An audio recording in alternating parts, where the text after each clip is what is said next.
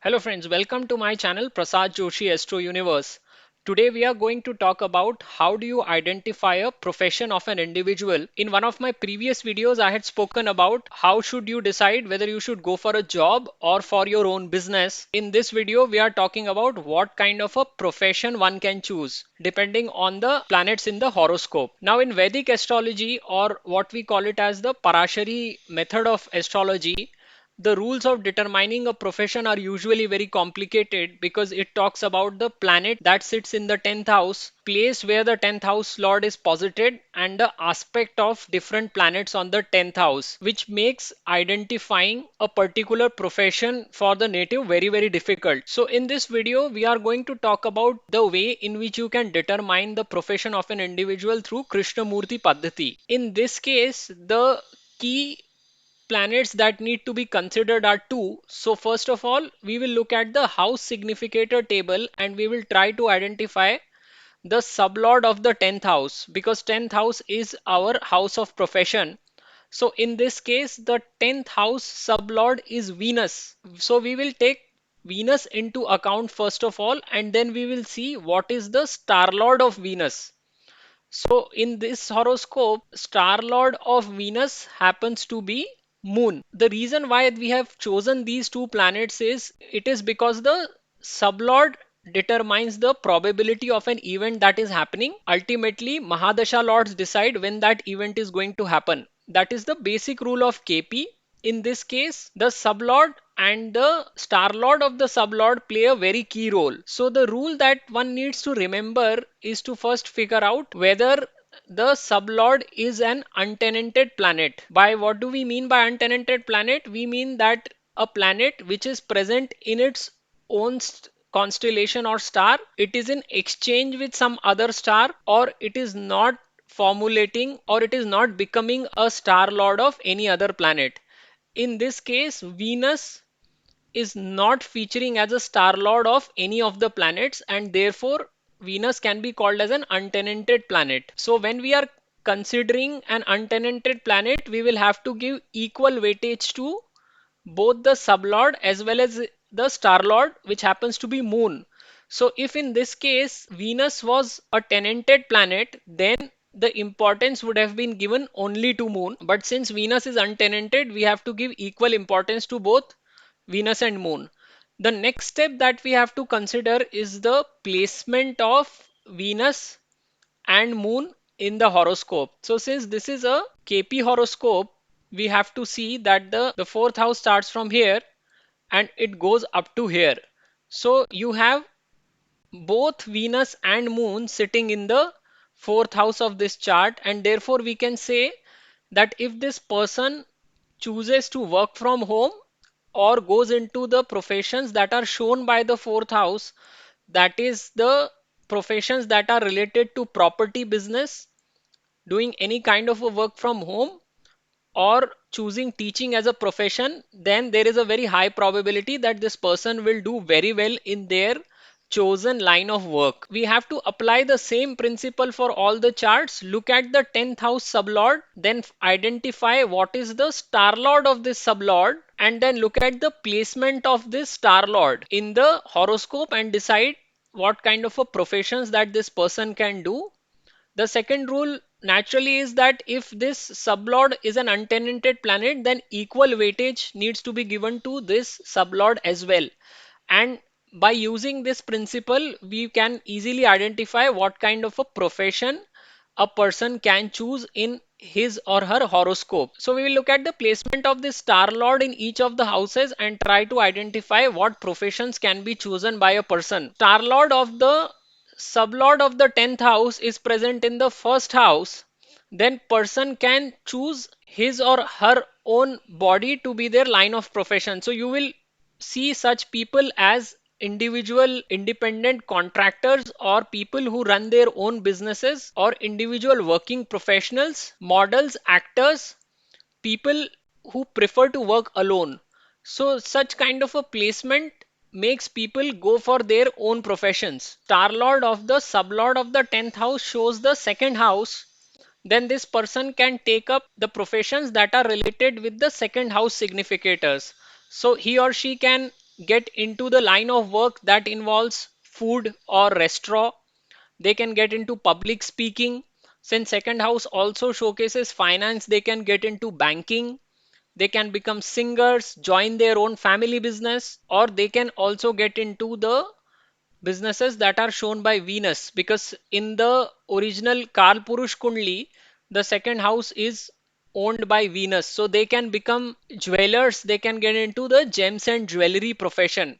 So, in a nutshell, if the star lord of the sublord of the 10th house is sitting in the second house, then all of these professions, the ones that are signified by the second house, can be taken or considered by the individual. So next is the third house. So if the star lord of the sublord of 10th house is placed in the third house, then the person can take professions that are related to Mercury, because in the Kalpurush chart, Mercury owns this house. So they can get into any line of a work that indicates communication, public relations, marketing, printing press, writing. They can work with their younger siblings, do some business that involves their younger siblings, writing, accounting, information technology, any work that uses hands. So you will see a lot of people who are painters, sculptors, people who use hands in their profession. They will also have this kind of a placement. Such people can also get into commissioning kind of a jobs, or they can open their own agency and work as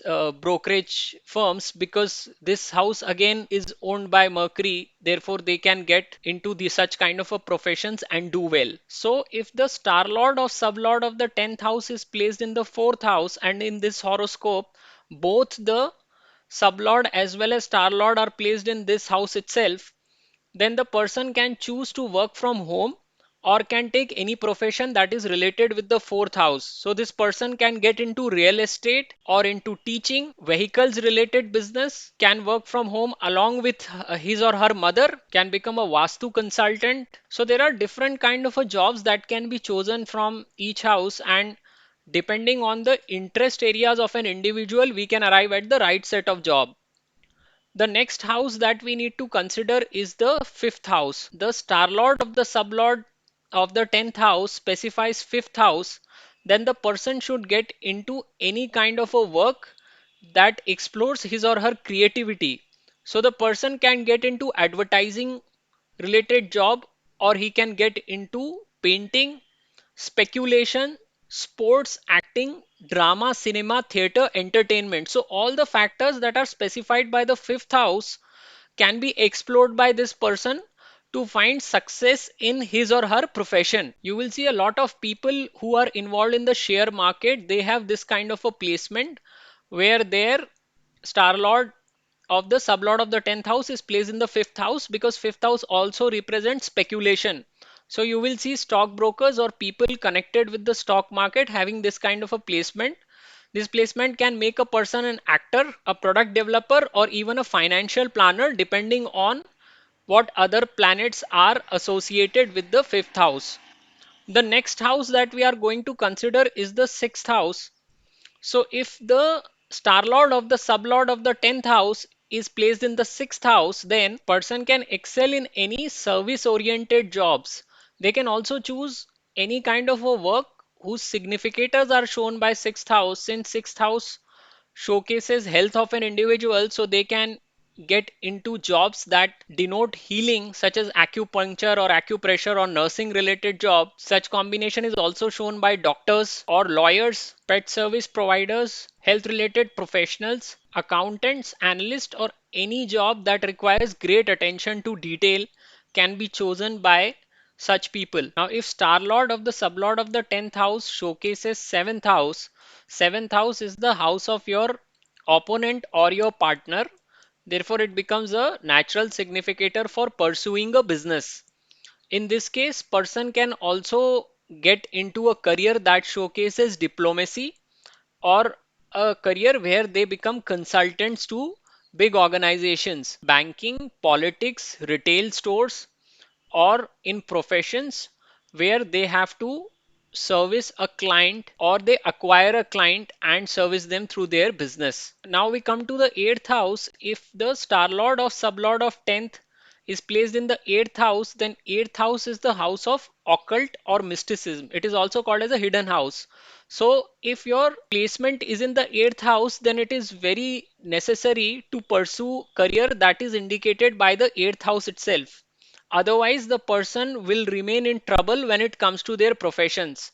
So the ideal professions that are indicated by this house would be research and development, any kind of a research, whether it's business research, R&D in a pharmaceutical company, or a business or a market research. They can choose professions that are dealing in taxation, astrology, occult sciences, people who get into raw or CBI to unearth any kind of a hidden secrets, people who open any kind of a diagnostic lab to judge the diseases or ailments of individuals. All of these professions are indicated by this eighth house.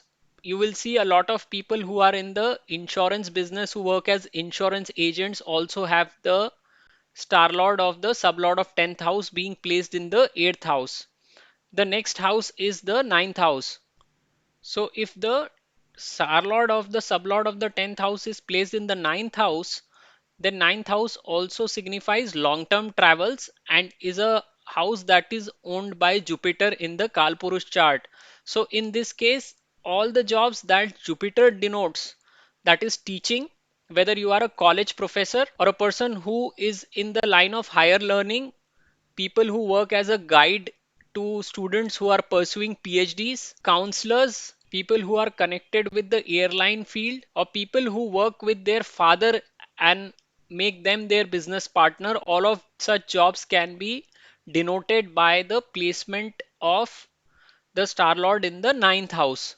The next placement is when this star lord is placed in the 10th house of the birth chart. This is a very good combination because such people will never lose authority in their workplaces, and these jobs are basically all those jobs which are higher management, or the jobs that indicates a large number of people working as a part of your team.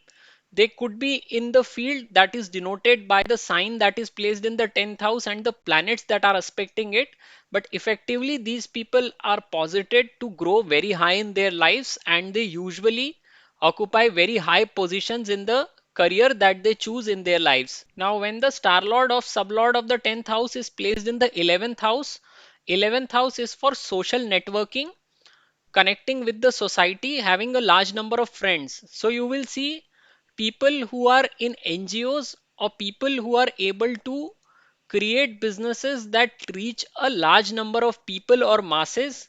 They have this kind of a combination. It is an excellent place to have the star lord in 11th house because it shows the gains that you will be able to generate through your work.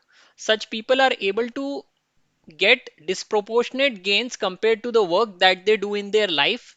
You will see people who run NGOs or corporate societies or any kind of a business that makes them come into contact with a large number of people. It is their social networking skills which make them very successful in their chosen line of work. The last house is the 12th house. So when the star lord of sublord of the 10th house is placed in the 12th house, then such people should go for jobs that make them interact with a lot of people in the foreign areas or in MNCs, the professions that are related to the significations that are shown by the 12th house.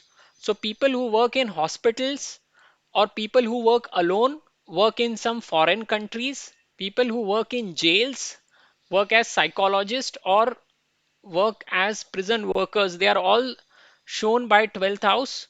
People who work alone in their work or profession are also indicated by such placement. The key here is to choose a profession that is indicated by the 12th house, because if you don't do it, then the placement of the star lord in the 12th house will make sure that you will have continuous interruptions in your job, and you will change your job line at least once during your career. But if you choose something that is shown by the 12th house itself, then depending on your Mahadasha Lord as well, you will see a progress in your career, and the interruptions that usually occur in your life would be very less. So in this KP method, it is actually very easy to identify the jobs or the potential jobs that that person can do and succeed in their lifetime. So in KP, you would see that it is practically easier to identify the job of a individual compared to Parashari method, where there are too many rules and principles to arrive at the potential profession of a person. But it is always advisable if we do a self analysis or ask a native who is asking you for a profession, that what are their interest areas, because that goes a long way in arriving at a proper understanding of the profession of an individual. Please do subscribe to my channel if you have liked this video, and thank you for watching. नमस्ते दोस्तों, मैं प्रसाद जोशी अपने channel Prasad Joshi astro universe में आपका स्वागत करता हूं। आज हम जानने की कोशिश कर रहे हैं कि व्यक्ति कौन सा व्यवसाय का चुनाव कर सकता है। मैंने जो पिछला वीडियो बनाया था उसमें हमने ये देखा था कि किसी व्यक्ति को नौकरी करनी चाहिए या उसे स्वयं का व्यवसाय करना चाहिए। आज हम ये देखने का प्रयास कर रहे हैं कि व्यक्ति को कौन सा प्रोफेशन का चुनाव करना चाहिए जिससे कि उसकी तरक्की ज्यादा अच्छे से हो सके। देखिए, जो हमारा पाराशरी मेथड होता है या जिसे हम वैदिक एस्ट्रोलॉजी भी कहते हैं, उसमें हमें तीन चीजें देखनी पड़ती हैं। एक तो होता है कि जो हमारा दशम भाव का स्वामी होता है, वहां वो कहाँ पर बैठा हुआ है, दशम भाव में कौन सा ग्रह बैठा हुआ है और कौन से ग्रहों को दृष्टि दशम भाव पे पड़ रही है। तो ऐसी कुंडलियां जिसमें चार चार ग्रह दशम भाव को देख रहे हैं, या मान लीजिए कि दशम भाव का स्वामी जहां बैठा हुआ है वहां पे तीन चार ग्रहों का जमावड़ा हो गया है, तो फिर आपके देखने के नियम बदल जाते हैं। और इसीलिए जो हमारे पाराशरी जो मेथड होती है उसमें प्रोफेशन को निकालने का तरीका बहुत ही जो है जटिल है। आज हम जो तरीका देखने जा रहे हैं वो कृष्णमूर्ति पद्धति में बताया गया है, और हमारे जो पुराने ज्योतिषकार रहे हैं जैसे केएस के स्वयं हो गए, या ज्योतिन्द्र हसबे हो गए, या सुरेश शाहसने हो गए, उन्होंने इस मेथड पे बहुत काम किया हुआ है। और उन्हीं की किताबों में से एक बहुत ही सरल तरीका मैं आपको आज बता रहा हूँ। देखिए, हमारे जो कुंडली में दशम भाव होता है यही हमारे कर्म स्थान से संबंधित है, और यहीं से हमें पता लगता है कि हमें कौन से प्रोफेशन का चुनाव करना चाहिए। इसमें दो ग्रह जो है वो सबसे मुख्य भूमिका निभाते हैं। एक तो दशम भाव का उपनक्षत्र स्वामी होता है, और उपनक्षत्र स्वामी का नक्षत्र स्वामी, यानी कि इस उदाहरण में दशम भाव का नक्षत्र उपनक्षत्र स्वामी शुक्र है, और इस उपनक्षत्र स्वामी यानी कि शुक्र का नक्षत्र स्वामी यहाँ पर चंद्र है। तो ये दोनों ग्रह को हमें कुंडली में देखना पड़ेगा, दशम भाव का उपनक्षत्र स्वामी और इस उपनक्षत्र स्वामी का नक्षत्र स्वामी। ये कुंडली में जहां भी बैठे होंगे उन भावों से संबंधित व्यवसाय ही आपको व्यक्ति की कुंडली में उसको तरक्की करता हुआ दिखाई देगा। या कई बार आप देखेंगे कि उस व्यक्ति का जो पसंदीदा व्यवसाय या लाइन ऑफ वर्क होगा वो भी इन्हीं भावों से जुड़ा हुआ होगा। जो चीज हमें ध्यान में रखनी है वो ये है कि अगर ये दशम भाव का उपनक्षत्र स्वामी अगर स्वयं के नक्षत्र में बैठा हुआ है, या इसके नक्षत्र में और कोई ग्रह नहीं बैठा हुआ है, तो फिर आपको इस उपनक्षत्र को स्वामी को भी उतना ही महत्व देना पड़ेगा जितना कि आप उसके नक्षत्र स्वामी को देंगे। जैसे कि अगर आप इसी कुंडली को देखिए तो दशम भाव का उपनक्षत्र स्वामी शुक्र है, और शुक्र के नक्षत्र में यहां पर कोई भी ग्रह बैठा हुआ नहीं है। तो इसका मतलब है कि शुक्र जहां बैठा हुआ है वो जगह भी बहुत महत्वपूर्ण हो जाती है व्यक्ति का व्यवसाय को चुनाव करने में। अगर मान लीजिए कि कोई यहाँ पर ग्रह शुक्र के नक्षत्र में बैठा हुआ होता, तो हम फिर उसके नक्षत्र स्वामी यानी कि चंद्र की स्थिति को देखते। अब इस कुंडली में क्या हो रहा है कि दोनों ही नक्षत्र स्वामी और उपनक्षत्र स्वामी दोनों के दोनों ही चौथे भाव में ही बैठे हुए हैं। चूंकि ये कृष्णमूर्ति पद्धति है तो चौथा भाव यहां से शुरू होके यहां तक खत्म होता है। तो आप चौथे भाव में शुक्र और चंद्र दोनों की उपस्थिति देख पा रहे हैं। इस कुंडली में ऐसा कह सकते हैं कि यह व्यक्ति अगर घर से ही कोई काम करता है या कोई भी ऐसा काम जो कि चौथे भाव के द्वारा दिखाया जाता है, तो यह व्यक्ति को काफी अच्छी तरक्की देखने को मिलेगी अपने व्यवसाय में।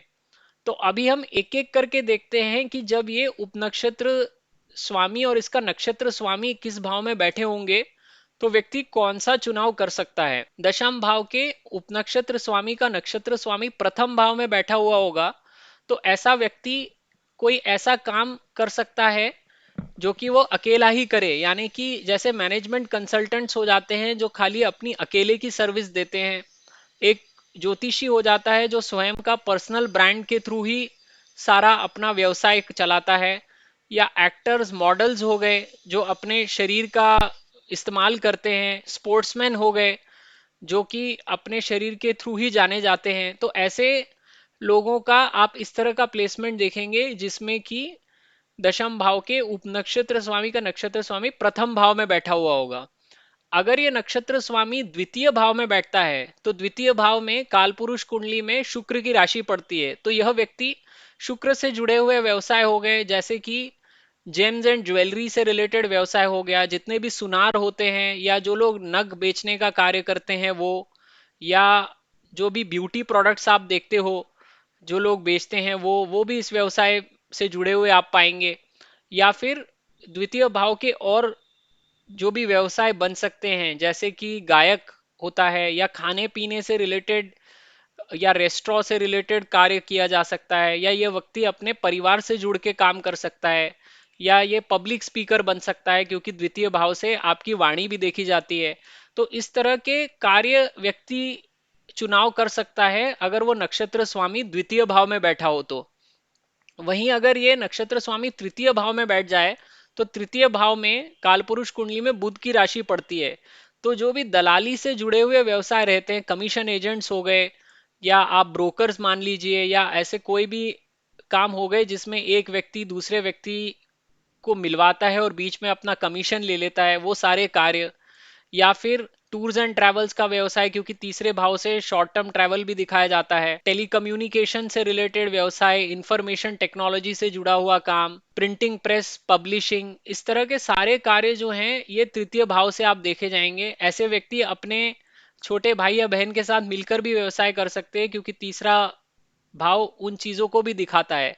तो जहां पे भी नक्षत्र स्वामी बैठा होगा उस भाव से संबंधित अगर आप व्यवसाय करेंगे तो आपको उसमें जरूर सफलता मिलेगी। अगर हम चौथे भाव की बात करें जैसा कि इस कुंडली में भी है, तो घर से जुड़ा हुआ कोई भी काम या अपने माता के साथ जुड़ के आप कोई व्यवसाय कर रहे हैं, या आप टीचिंग में चले गए हैं, प्राइवेट कोचिंग में चले गए हैं, वन ऑन वन आप देखिए वर्चुअल काम में आजकल टीचिंग में भी बहुत से लोग घुस गए हैं। फ्रीलांसर जॉब करते हैं घर पे बैठ के, जो भी असाइनमेंट आता है वो उठा लिया, उसके बाद थोड़ा दिन घर पे आराम किया, फिर कुछ और काम किया। तो ऐसे व्यवसाय भी व्यक्ति चौथे भाव से कर सकता है। प्रॉपर्टी रिलेटेड काम हो गया या व्हीकल से रिलेटेड काम हो गया, जो भी चीजें हमारा चौथे भाव से पता लगती हैं वो यह व्यक्ति उनका व्यवसाय कर सकता है। अभी अगर ये नक्षत्र स्वामी पांचवा भाव दिखाएगा तो आप क्या कर सकते हो?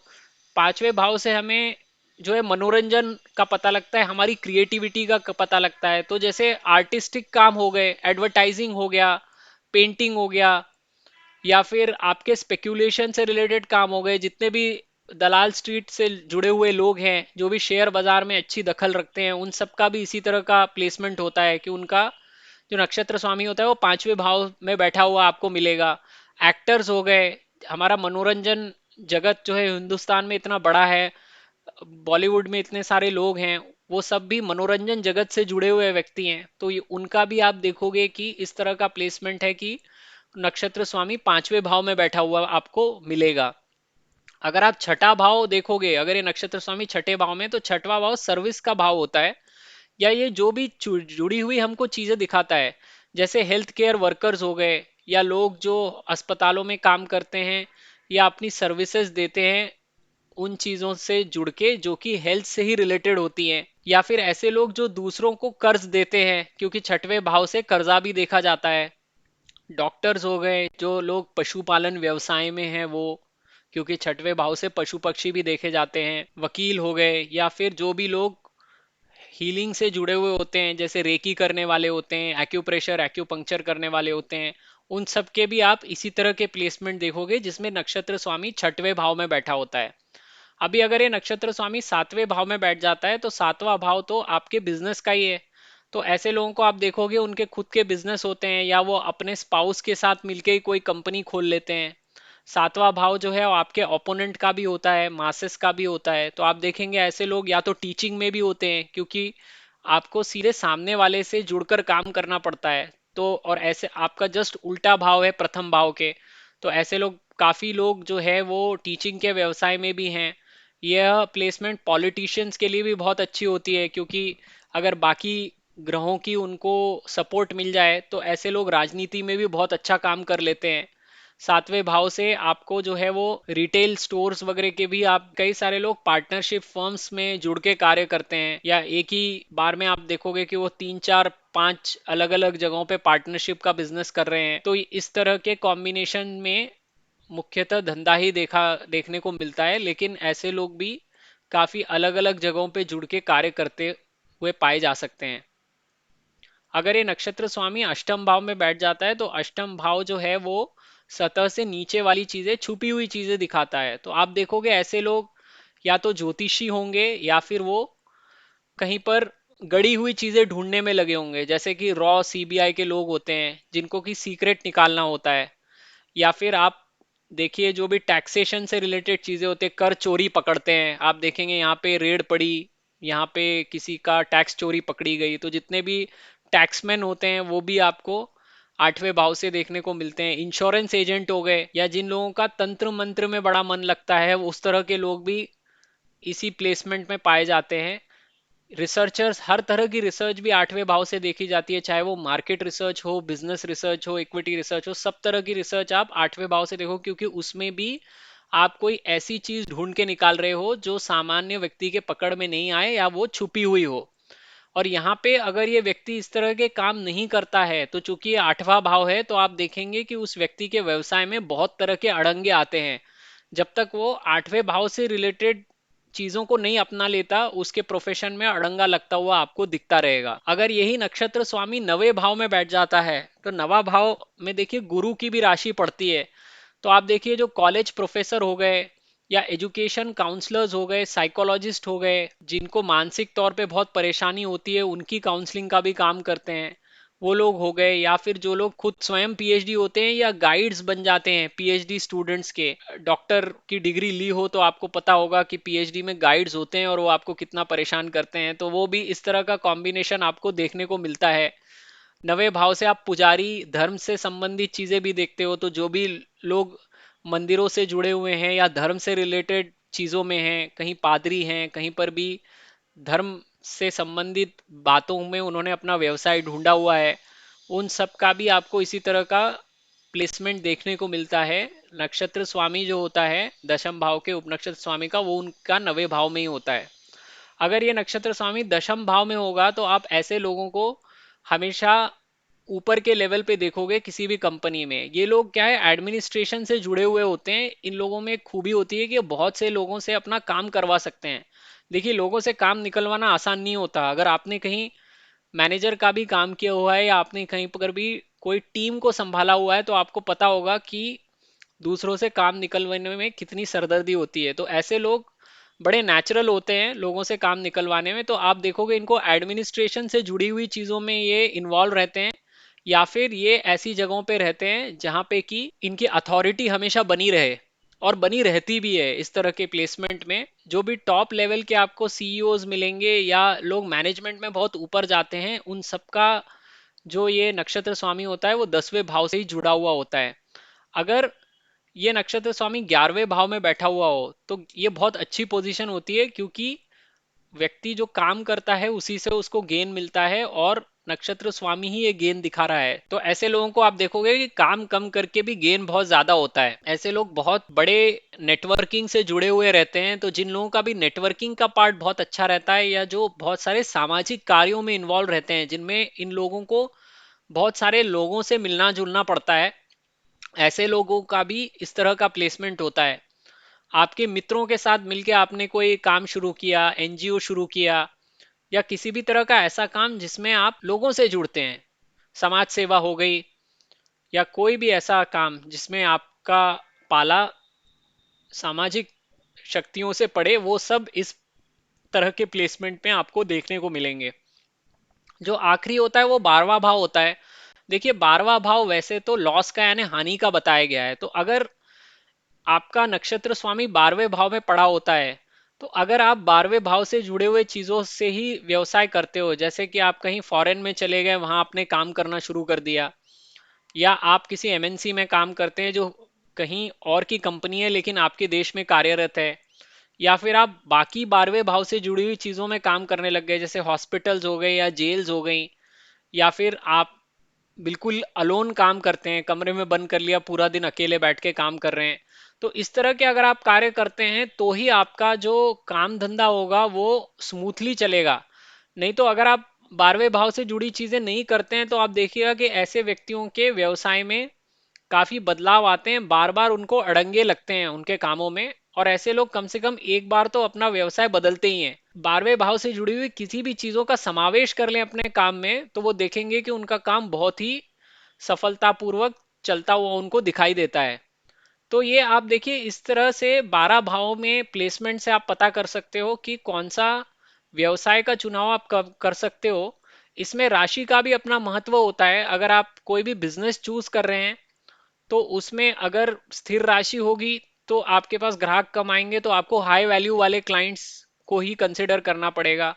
अगर चर राशि होगी तो ग्राहक बहुत सारे नंबर में आएंगे जाएंगे, और अगर द्विस्वभाव राशि होगी तो फिर कभी मंदा कभी बहुत तेज, इस तरह का आपको ग्राहकों का आना जाना दिखेगा। वहीं अगर आप कोई नौकरी करने का प्रयत्न करते हैं तो जहाँ पे भी जल्दी जल्दी काम होते हैं, जैसे कि आप कहीं किसी दुकान में बैठे हैं, ग्राहक आ रहा है जा रहा है, या फिर आप अगर स्थिर राशियां उठाते हैं तो आप देखिए जो भी लॉन्ग टर्म प्रोजेक्ट्स होते हैं, जैसे अपने यहाँ पे हैवी मशीनरी वाले काम हो गए, या जो लोग भी इलेक्ट्रॉनिक्स या मैन्युफैक्चरिंग में हैं जहाँ पे कि एक गाड़ी या एक टीवी सेट को भी बनने में एक सर्टेन टाइम तो लगता ही है, और जैसे हाई वैल्यू एंड की कार्स हो गई हैं, ऐसी चीजें जहाँ पे कि आपको ग्राहक कम मिलते हैं क्योंकि आपका प्रोडक्ट बहुत महंगा है या उसको बनने में बहुत समय लगता है, तो इस तरह के लाइनों में फिर आप नौकरी कर सकते हैं।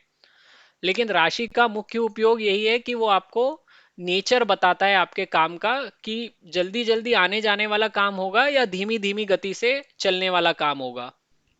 तो आप देखिए, कृष्णमूर्ति पद्धति में बहुत आसानी से आप पता कर सकते हो कि व्यक्ति का व्यवसाय क्या हो सकता है।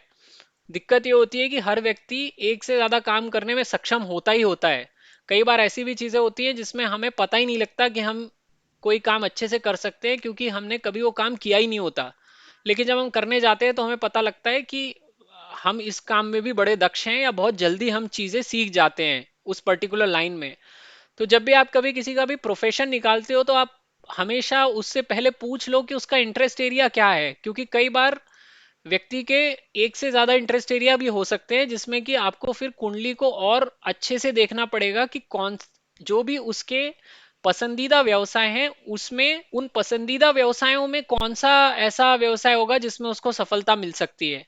तो इसीलिए थोड़ी बहुत जानकारी जुटाना व्यवसाय बताते समय बहुत जरूरी होता है मेरे हिसाब से। अभी बाकी अगर आपको ये मेरा वीडियो पसंद आया हो तो मेरे चैनल को जरूर सब्सक्राइब कीजिए। ये वीडियो देखने के लिए आपका बहुत बहुत धन्यवाद।